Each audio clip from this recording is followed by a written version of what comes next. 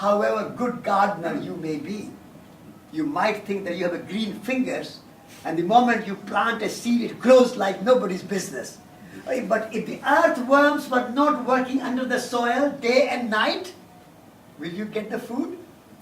And they work without any weekend, without any holiday, without any minimum wage. They work day and night. They are our family members. Like mother looks after the child day and night without any wages. The earth looks after us, and earthworms look after us. So I always say, when I say the grace before my food, I say, thank you gardeners, thank you cook, thank you host, thank you the earth, and thank you the earthworms. Long live the worms. So when we can enlarge our mind and encompass the whole of the earth in our consciousness, and we can feel that we are related, we are connected, and we take care of each other. Care farming. I was talking to someone. Care farming. If we can take care of each other, then this transition will be easier, because our mindset will be different. At the moment, there's a lot of fear, lot of doom and gloom and disaster. Fear of oil running out, fear of earth heating and global warming and climate changing, all that fear. And if you act out of fear, that is, in my view, and I'm a member of the Transition Town movement, in my view, that is not a true transition out of fear. We should make a transition from fossil fuel based, exploitative, separational, fragmented worldview to a more related worldview out of love for the earth. Out of love for the earth. If the transition movement is driven by fear, it will not succeed. The success of transition movement depends on the idea that we should be driven by the love of our earth, and love of life, and love of communities, and love of people, and love of children, and love of future generations. We are filled with love of the earth, and that is called love of God, and love for God. God is not somewhere out there behind the sky, sitting and sleeping, and pulling the strings to look after the world. God is here upon the earth. In the Indian philosophy, we say the earth is a dancing Shiva. And all the whole earth systems are a dance of God. And so we are imbibed by this divine earth. The divine spirit is in the earth. And therefore we love the earth. And we love each other. And we take care of the earth. And we look after all the animals and all the trees and all the vegetables and all the fruit and all our children and everything. We take care. So Mother Earth takes care of us, and we have responsibility as guests, as pilgrims, to look after the Mother. We have been driven by the idea of human rights. Humans have rights. But what about the rights of nature? What about the rights of animals and trees and rivers? Rivers have a right to remain clean.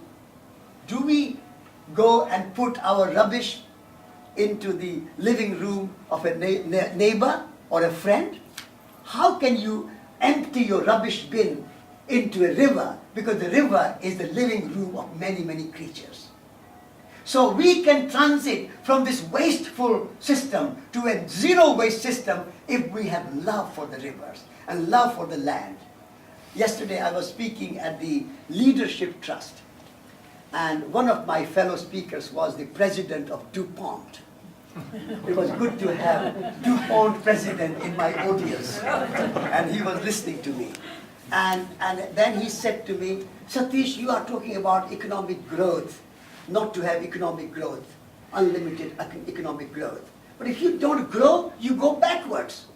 So we have to keep growing. I said, his name was Ian Hudson. And so I said, we became a first name sort of relationship. And so I said, Ian, it is not true that if you don't grow, you have to go back. In Indian philosophy and Indian tradition and mythology, we say that the universe is a dance. Dance of Shiva. And so, if your economy can become a dance between economy and ecology, that's the dance we want. Then neither you have to go forward, nor you have to go backward. You can keep dancing and you can enjoy. When you dance, you enjoy. You are energetic, you are dancing. And it's so joyful. So your economy can be a joyful economy if you have a dance between ecology and economy. And he said, Satish, I never thought of that. So my message is getting through the president of DuPont. Because ecology and economy can dance together. At the moment, you go to London School of Economics. There is no teaching of ecology there. You go to big universities like Oxford and Cambridge and Yale and Harvard, all big universities. They all teach you economy, only economy. And when President Clinton fights for the election, he said, is the economy stupid?